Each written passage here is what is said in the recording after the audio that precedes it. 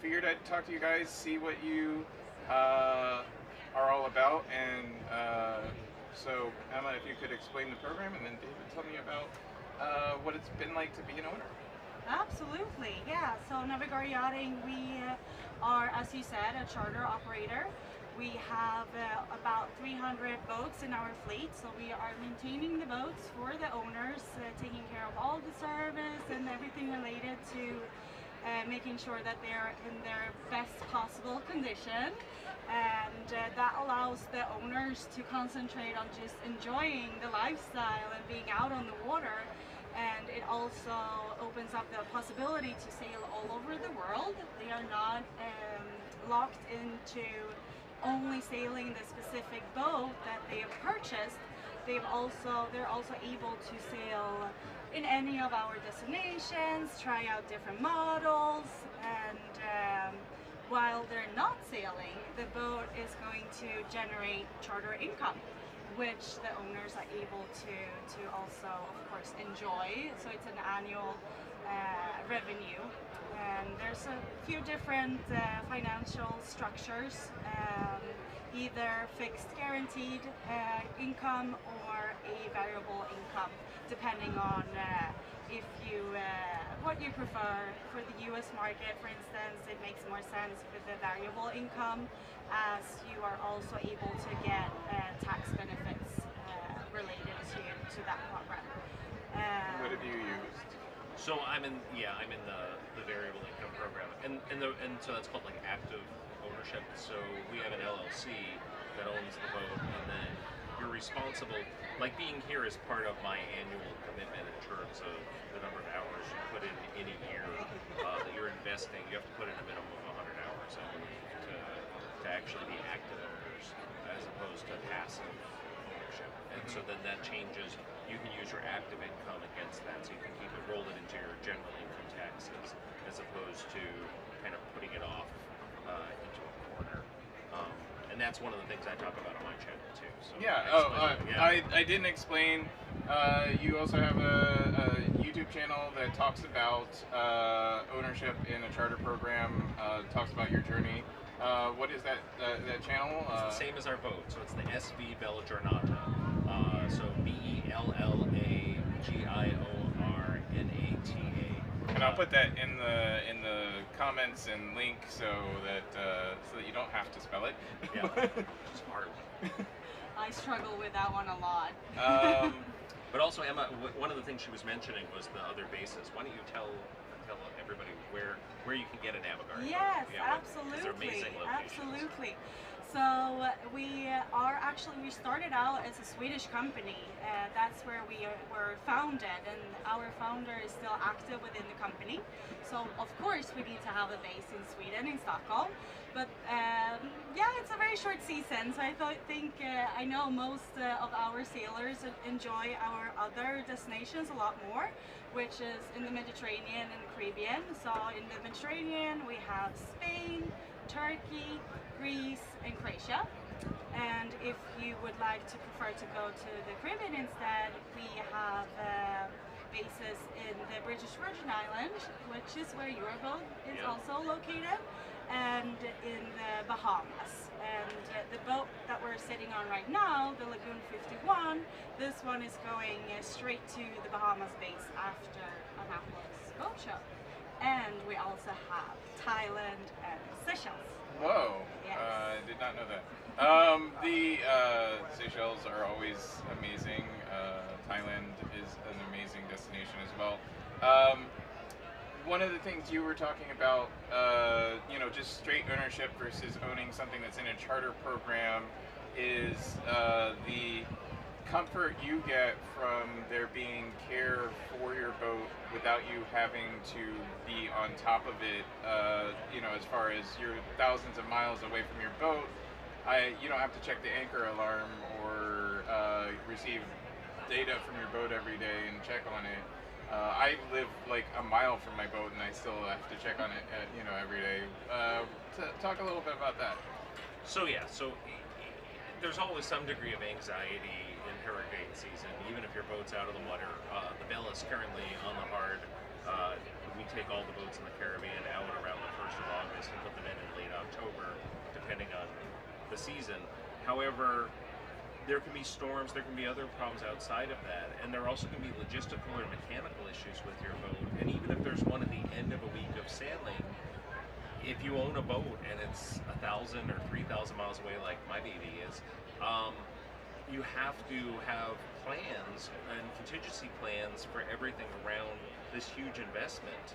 Because boat insurance is great, but boat insurance is very specific about requirements that you have to do to protect these investments, because they're not just carte blanche. It's not like car insurance, oh, I parked it under a tree and a tree fell on it. They're going to investigate when you have $1 million claim. They're going to want to make sure that you follow your part of the bargain. Right. And so you really have to have all these different plans in place. And with Navigare, they always have had that. And so, you know, it's interesting because Pietro, the base manager down in the BVI, in Navigare, which is where Navigare's base is, was telling me he used to be Dream Yachts manager many years ago. But thankfully he came over to us. But one of the things that he was so great about was when Dorian hit you may not know this, but when Dorian hit the Bahamas, Pietro saved all the boats in that fleet. He managed to get every single boat out of there, and I don't know if your viewers, you may want to throw up some footage of what the Marsh Harbor area looked like after Dorian. It did not look good, and there were a lot of catamarans stacked on other catamarans. Oh yeah. And none of those were the boats that were watched by the management company. And so their ability to react quickly, the fact that they know the local captains, they have skippers who are available to move your boats around, because hurricanes don't move for you. You move for them. And so you need, it's very hard. You know, one of the YouTubers that was to attend as an exhibitor had to fly back to Florida. You know, they said on their channel that they had to fly back. They suddenly weren't gonna be at the show because they had to fly to Florida in case the port got closed or they had to leave. Right. And Parlay Revival is an Irma victim, right? Yes. Parlay was stacked up on the east coast of Tortola before he picked it up. Yeah. And funny story, so the owner of Parlay, he decided to, after Irma, to actually purchase a boat with Navigare Yachting instead. So Parlay 2 is in the Navigare Yachting program in the BVI. And we had Colin sail it with us last December in BVI. So that was really, the synergies are just amazing. But, that's a really good example right there, like the importance of having all those details. There's so many moving parts, and to be able to have somewhat of something that will ease up your anxiety. Yeah, also seems to be a relatively good way to get into larger boats. You know, like I'm not independently wealthy. I'm an independent producer. If you want to send me money, go ahead. But being an independent producer, I don't have 1.25 million to lay out on a boat. What's the entrance to this program consist of? How do you get into Navigare, into purchasing a boat and getting it in the program? So that is actually a question that would be great for our yacht sales team. And maybe David has a little bit of experience to share from his personal journey. But to your point, this whole purpose of these programs is to also make the threshold a lot lower, to be able to have your boat pay for itself.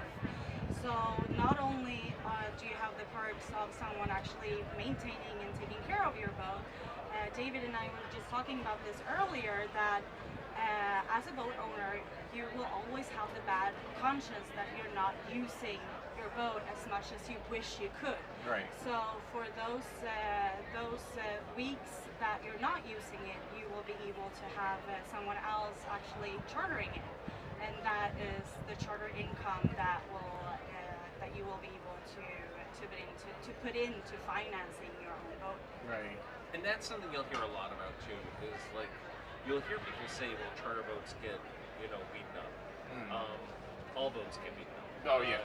And so whether the boat's in use or not in use, it's taking a fair amount of kind of beating. Even when it sits still, it's getting beaten up. I mean, there's a lovely older boat that sits behind me in my marina, and unfortunately the owner passed away. His daughter loves the boat, doesn't want to get rid of it, but doesn't have the time to stop down to the marina. And I think every other boat owner there has told her, you got to get on the boat at least once a month or so and take a look at it, because your batteries are dead, your bilge pump's not running, and your boat is deteriorating. Even if you don't want to use it every day, get on it, check it out. But to your point, right, and even for our boats, like these boats all have air conditioning and things like that, and they're in the tropics because they're in constant use. We're actually running RACs all the time, which is good and bad. I mean, it's a lot of energy, sure, but on the plus side, they stay fresh on the inside because we don't have a humid interior. We don't have those problems with humidity. It's not open to the atmosphere. It's an air-conditioned environment that's preserving the integrity of the interior. So some of the wear and tear comes from, kids spilling stuff on cushions, and eventually you'll get stains, and people will bang into something and chip a piece of fiberglass. But when you think about what it costs to recondition a yacht at the end of a charter cycle versus the amount of money you saved, and every time I get on my boat, and bed's made, there's like Navigare pillows, all the linens are folded, they've done extra stacking and art, and it's like checking into a hotel room. Right. And when I get off my boat, I walk off my boat. I don't put everything away. I'm not covering everything. I'm not doing all that. Someone's coming on board after I leave and doing that. My wife is coming today to the show, and she's going to stay on the boat overnight. And I just spent, probably 2 hours this morning cleaning up. Right. Yeah, I've only been on the boat for 2 days, but yeah, and that happens every time I take it. I charter my boat as well. You guys will know that because you've seen the Associated Channel. But I charter my boat out of Philly, and we do, sunset sails, whatever. I spend like an hour cleaning up afterwards. So it's legit, the work. And the work of a boat this big, in terms of the turnaround on a boat like this big, is 4 hours of a crew of people doing it. And so if you're by yourself and it's your boat, either you're hiring a cleaning crew to come in, you're hiring a diver to go swim and scrape your hulls, do all that work, and then you're still making sure, did I check everything, did I turn everything off, did I do all this? And it's like, to do any of that. So it really does, that part of boat ownership, some people love that, and if you're someone who absolutely loves that, it might not be the right thing. But if you actually like to sail and have fun when you're on vacation, and to make it a vacation, like my wife would kill me if it was like, oh yeah, babe, let's spend the last day of our vacation for 12 hours. Let's clean up. I'm gonna sit over here and have a beer, and you scrub. It's not a very saleable idea. So I would say that that's one of the huge differences in being in a program like this, and that's also where being in a top tier program like this one, Navigare, is great, because your boat is going to be kept in that level of care, because our guests, our charterers, want that and expect that, so the boat has to be in great shape for them, so it's going to be in great shape for you. I've never shown up and my boat was broken, and I've taken it out 8 times since joining the program, only 2 years ago. We were in this, I was telling you, we were this boat here 2 years ago, right where we're sitting, and then I sailed it out of here and down to the BVI. So it's a great program, and you'll always. We really like to call it that it's really an investment in a lifestyle, because it opens up those opportunities. And I also wanted to add, when it comes to the actual wear and tear, that is something that we want all of our boat owners to be aware of, that of course there's going to be a lot of hours spent on these boats. They are going to be, our goal is to have them as much out on the water as we possibly can, because that also makes sense for our boat owners, because that will give them a better income and a better return on their investment. With that being said, however, since it's not only going to be more charter hours on the boat compared to a privately owned boat, it will also be so many more service hours spent on Right, the boat, right. and it's kept up with. To be clear, Mm. I'm a proponent of using a boat. Like Yeah. if you have a boat and it just sits in the marina, it's way worse for it than if you have a boat and you take it out or you have it out on charter, or you get in and out every day. I think that boats suffer a lot when they're just left to sit. Yeah. I've never bought into that side of the argument of, oh, don't charter out your boat because you get more wear and tear. Yeah, you're going to get more wear and tear, but everything on a boat is designed to move, and when it doesn't move is worse than when it does. So, You're yeah. absolutely right. Boat show. Boat show! You Yay! both go to a lot of boat shows, or do you just come to this one, or? We always come to this one. We sometimes go to other ones. Emma goes to boat shows. I can tell you, Emma goes to a lot of boat shows. So when you, for Emma, could you scoot in a little bit this way? Sure. Thanks. For Emma, when you go to a boat show, I've asked all the other people I'm live streaming, what's your favorite thing that happens? What do you want to happen? What's your ideal in your imagination? I'm going to a boat show. I hope this happens. I just, first of all, Annapolis Boat Show is my absolutely favorite one. The atmosphere here is just amazing. It's beautiful, and I can't believe the luck we've had with the weather. This year, it's been, like, knock on wood, it's been amazing. Oh yeah, not like last year. Exactly, yeah. And just the people here, everyone is so sail oriented and like real genuine sailors, which is amazing.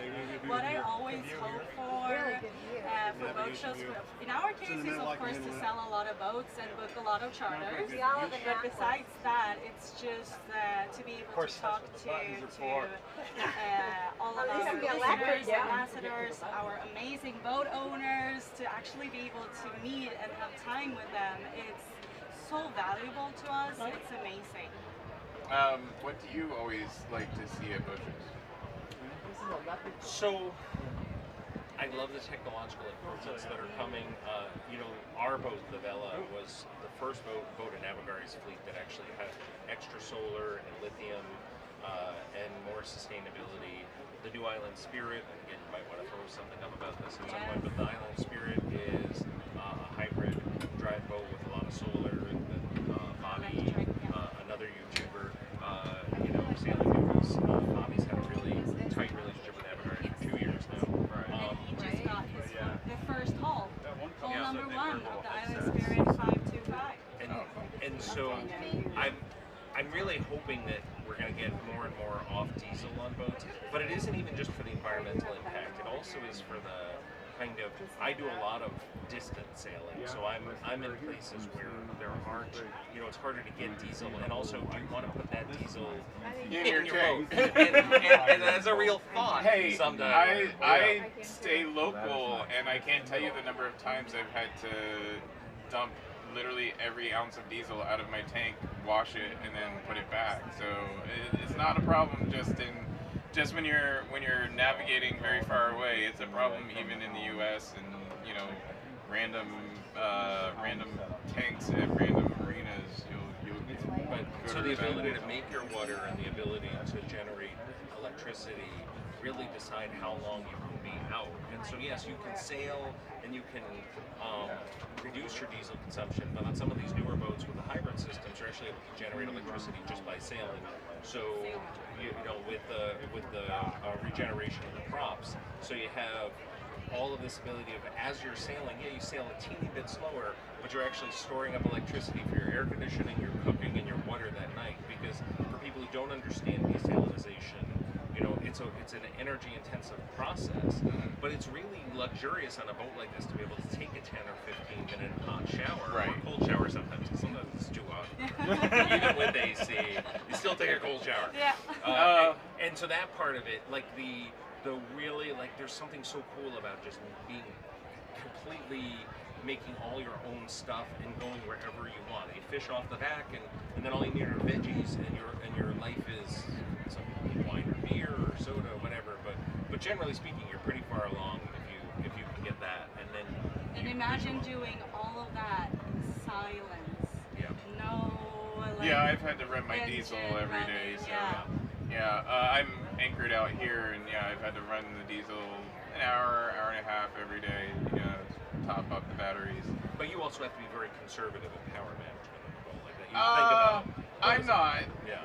I had a friend with me who is he sails a 19-foot boat, and he does it by he only has like 100 amp hours total on his boat, and he's very conservative. So he was badgering me about like why are you burning through 100 amp hours of battery in 24 hours? I'm like, because I don't care. Like I will run my diesel or plug into a marina every day, but.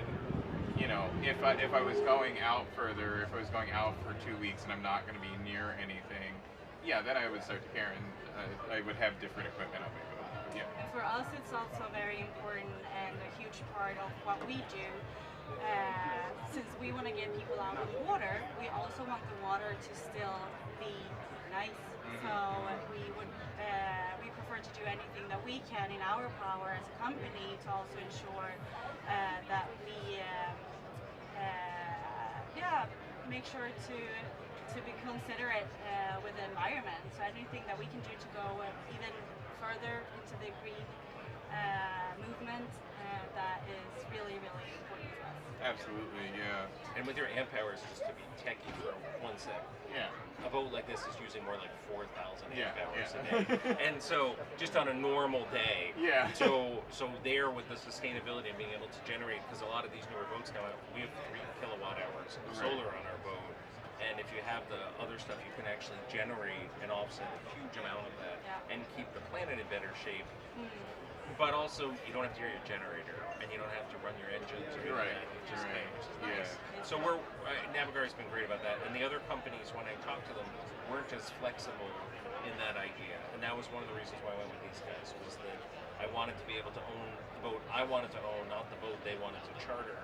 That was one of the questions I asked the customer relations fellow that I met first. I've looked into other programs.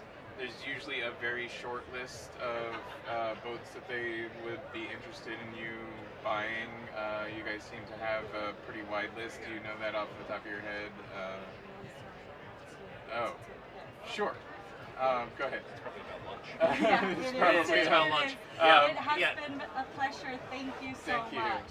You're all in good hands with David. So I can tell you a bit. So Yeah. there's Island Spirit, there's Fountain Peugeot, there's Lagoon, there's Beneteau, are all in the fleet. So there's monohulls and there's cats. Yeah.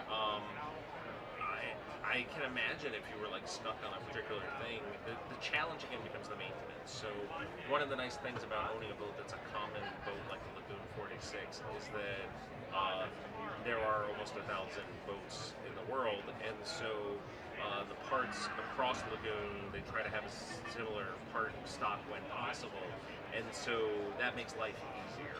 Right. Because when stuff breaks and you're in the middle of nowhere, the chances are, if it's a major manufacturer, they may have a dealer nearby. Yanmar diesels. It's ubiquitous. If a Yanmar breaks, they don't break often. But you can find it. But you can find the parts. Yeah. Volvo a little less so. Yeah, Volvo's a little more difficult. Yeah. And then when you get down from there, and that was the problem we had with the generator. We had a generator that was not standard because of COVID. Yeah, it's a 51 too. And when I tried to get it serviced, they're like, we can fly parts down from Florida.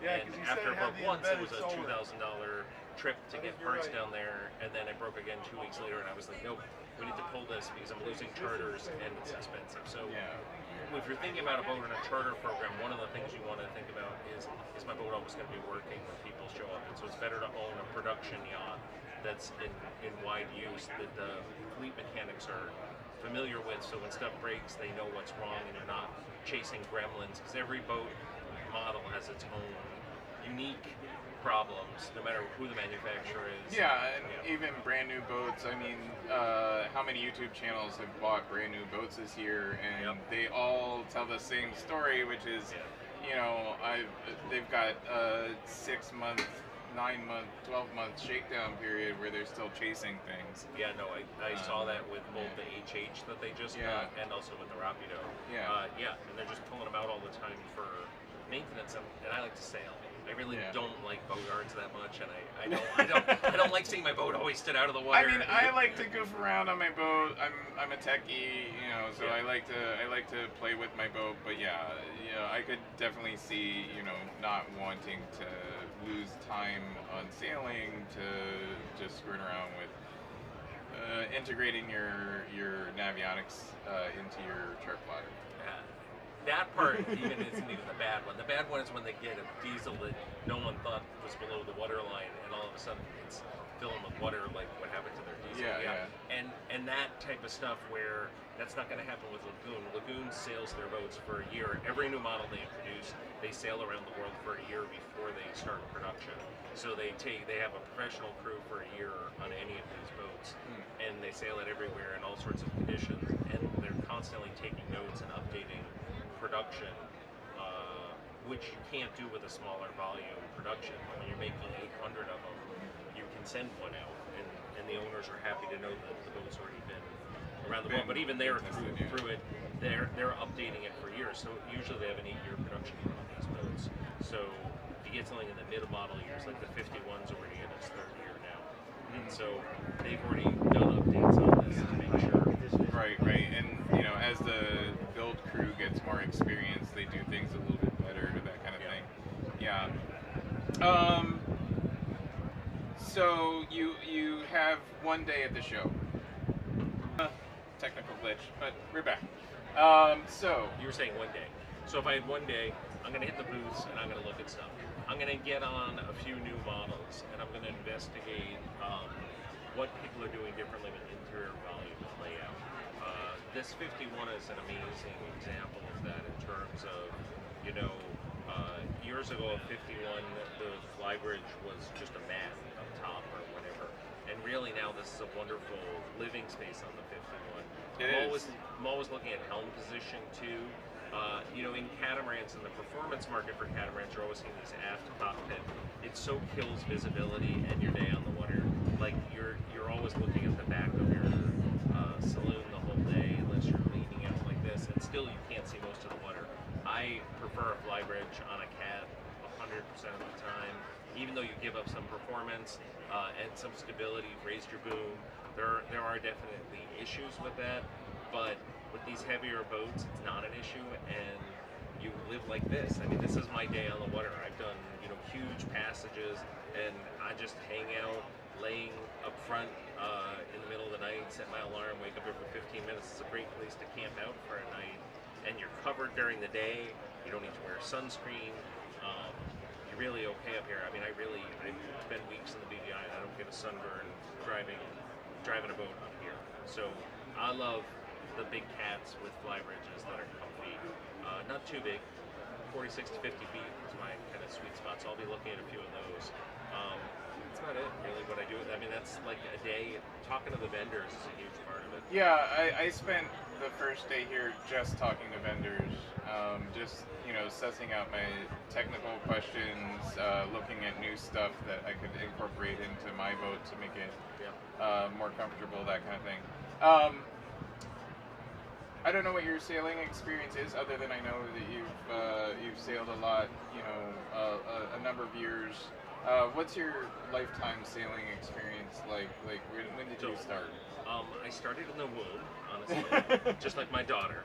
And my daughter too. Yeah, and my parents had an Islander 28, I think, was the first boat they had in New York City, like actually on the Hudson River, back in the day. I grew up on a sunfish in the Hamptons as a little kid by myself. Those were my first solo sails at like 8 years old.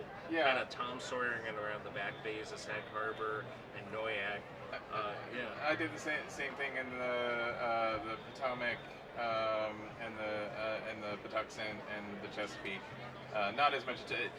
If you're a little kid, please do not go out on the Chesapeake by yourself. That's some of the scariest moments I've ever had in my young life. But yeah. Or do, because you'll learn lessons, but like wear your life jacket if you're at risk of... Always wear your life jacket if you're a kid. Just always wear your life jacket, period. So the reason then I grew up sailing on the West Coast. After that, I lived on the West Coast, and I raced out of Marina Del Rey on a boat called Bull, which was a Sydney 40. And so did like offshore and around the Cairns stuff, and I used to race with a really famous captain named Craig McCabe, who's most famous for falling off his boat and being rescued by his brother hours later off the tip of Marina Del Rey. Made CNN for that. Spent a lot of time in the water that he did, and then more recently, mostly sailing in the Caribbean. So the reason I ask is because obviously, you know, definitely during COVID and during the shutdown, there's a lot of new people entering skills that they didn't have time to invest time in before that. Sailing is one of the big interest areas. I've seen a lot of people, you know, gain new interest in sailing. That comes with training, you know, like not everybody has 30 or 40 years to put into the 30 or 40 years that they didn't experience that for. If you were to meet somebody in their late 40s, 50s... I do it all the time. I do this very thing. So yeah. And what do you tell them to, you know, how do you tell them to get started? So I like Navigare, which is an online program, for a lot of reasons. It's a low barrier to entry, and it gives you an idea of, is this the right thing for me? Like even a week of sailboat charter, it's expensive. I recommend everybody do that. I own a charter boat. Big fan. But I've recommended too. But I also make any adult who's coming on my boat, I make them do the basic course before they come out, just because I don't want to be explaining port and starboard to people over and over again. If you don't naturally, if you haven't seen that, if you don't understand what we do with an anchor and anchor scope and these things, I'm happy to refresh you and take you up. I am completing my sailing instructor qualifications right now, so I love teaching. No, through Navigare, I'm going to get their sailor instructor and do their checkouts for them as well. ASA, just I don't have time, like to actually do the whole ASA thing. But I have, I have like the highest levels with Navigare, and I've been very happy with them. And they've always provided more than enough fundamental basis for all that. I'm working my Yacht Master next with RYA, more because I'm not in the United States, so I'm qualified for a Coast Guard captain, but this really helped me. So depending on that, that's where I start people, and then I'm like, and then make friends with the best thing. The one best thing better than owning a boat is having a friend who owns a boat. Everybody's saying it's a lot cheaper. It's a lot cheaper to make friends with somebody that owns a boat. Yeah. I'm probably not your best friend for that, but yeah. But we do actually. We've taken a lot of first time cruisers out. No, because we have the extra space, and so if people are really enthusiastic about learning, I love having them out. They're usually super helpful, but we've brought a lot of people out on our boat. Yeah, I mean, I tell people all the time, and I get people all the time, even without telling them, go out on a charter. If you know nothing about sailing, go out on a charter on a sailboat. It doesn't have to be in the BVIs, although I'm sure you would appreciate that. But go out on a captain charter even, you know, in Philadelphia, you can come visit me. I'll take you out on a captain charter. And don't lie about your experience to take out a boat you can't handle. There are people who exaggerate their competence, and that usually ends okay, but every once in a while that ends very poorly, and not a good idea. But take out a captain charter, Absolutely. even just for a sunset cruise. You'll enjoy yourself, and maybe you like it. If you don't like heeling over, you'll find out real quick. Then get a cat. And get a cat. And then go out on a charter on a cat. Go for a week-long vacation. Take a course. I love heeling. My wife doesn't. So. I love monohulls, but I don't actually heel them over very much. I'm a very conservative sailor. The other question that I've been having. So you'll probably have an opinion on this because of the Nautica. When you're teaching somebody, modern, we're in the modern era. Every boat comes with Raymarine or BNG electronics. You have all the maps. You have backups on your iPad. You have backups on your notebook. You have your backup on your cell phone. I could navigate almost any boat I get on just off of the apps on my cell phone. Right. What you could navigate any boat off the apps. Yeah.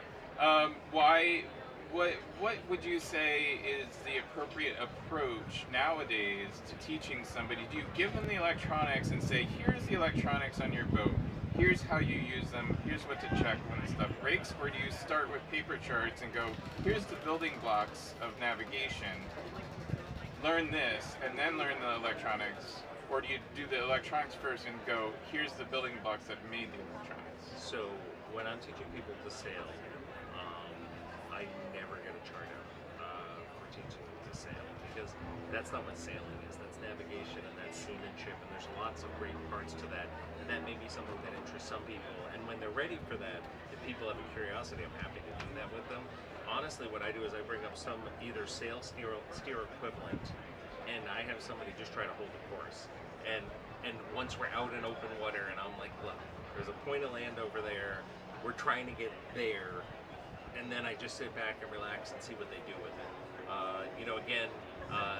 Usually we're talking, I'll have somebody take the helmet 10 to 15 knots, wind if possible, but not more than 15 ever if they haven't really driven a boat. But I'm teaching on a 46-foot boat. So what my whole thing is, can you actually go in a straight line with the sails properly trimmed? And that takes half an hour to 45 minutes for most people. I've had a few naturals come in and 5 minutes into it, they sail perfectly, but I'll pull up just a few things to show them the wind, and that's it. Oftentimes I'll have people just sit with the autopilot on at first there and just watch how the boat steers itself, just to get a feel and have their hand on the wheel. And then I'll turn it off and I'll be like, try, and then I'll put it back on and just see how they do in terms of keeping the boat just on course. That is enough for a first day, and when people get that, they get that feeling of sailing in their bones of, oh my god, this is really cool, as opposed to, wow, these are intimidating numbers on a page. Why does this have anything to do with sailing? Yeah, that's been my thought and concern, and I've had this conversation with a lot of people this week. You might notice if you watch previous live streams, I've asked this question of everybody. Yeah, my thought is, like, in my experience of learning to sail or taking classes after already knowing how to sail is really what it is. I took all the ASA 101 through 105 with my wife because I wanted to know if she wanted to sail. And she wasn't going to sit through the classes by herself, so we both took them. But my experience of it was we just dumped this huge mountain of like zero navigation to you need to learn how to celestial navigate at new students. And I don't think it's actually that complicated. I think that maybe we should be teaching people how to use the electronics and then go, okay, here's why the electronics are doing what they do, and then if you need to, you can figure it out even without the electronics working. So again, I mean, the thing is that if you can read harbor channel markers and you know where your marina is, in most sailing situations for most beginner sailors, you shouldn't be losing sight of land. That's a really good piece of advice, and you should be reading the weather, not going out in highly variable conditions until you're experienced. The biggest piece of advice everybody always says is reef early. And if you adhere to that one piece of advice in life of always reef early, you'll be much happier. Yeah. The sails on our boat are over 1,000 square feet. Right. They, generate estimated 220 horsepower in normal wind, like in 15 knots, and it goes up by squares there. So you really don't want to be trying to pull in, 3,000 horsepower of sail in 40 knot winds. It's not a place you ever want to be in life. Yeah. So always reef early. and then just enjoy yourself. Go out on the water and enjoy yourself. You can have a great time on a sunfish.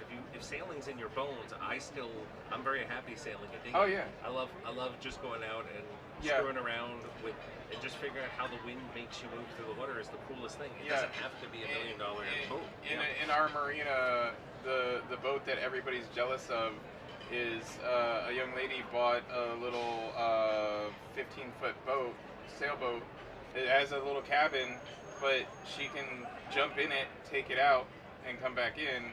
And we're all jealous because we're sitting there doing our electronics updates or figuring out how to something wrong with the head or right. And so and that's the great thing again. Just bring back to Navigare is that if you have someone else figuring out the problems with the head, because also when you take this boat out, even when you're an owner, if anything breaks in the week I'm out, if I'm in, unless I sometimes go on longer trips, but if I'm in Navigare area, they just send a guy out to fix it. I don't even have to, even though I know how. I'm like, hey, Pietro, this broke. Come send somebody, and I go swimming or snorkeling or go to lunch, and I come back and the boat's fixed, and I don't have to spend 2 hours below deck banging my head. I sometimes I enjoy that, but generally speaking, yeah, it would probably be better for my relationship with with a 3-year-old and the relationship with my wife if I wasn't spending so much time fixing the boat. Exactly. Yeah. Anyway, thank you so much. I really appreciate it. Hope I can help get people to your new book. Immortality. Immortality Apocalypse. My new book is out on Amazon. It's also out on Audible. Dan Davis narrates it. You can get it at your local bookstore. David Martirano. And it's got 5-star reviews on Amazon and Audible. It's a 5-star rated book. Sci-fi. It's kind of sci-fi. It's kind of spirituality and consciousness. I'm a psychiatrist. It's got a lot of interesting, kind of almost I'd say matrixy kind of stuff in it about where are we in our whole journey of understanding ourselves. Awesome. Thank you so much. Thank you. Again, appreciate my wife's it. looking for me. Go. I can feel her vibrating. Go. In the thing. I know I'm in trouble. And if you want to see more live streams, please hit the subscribe button. You'll get a notification when I go live. And I hope to see you throughout the day. Take care, James. Take care.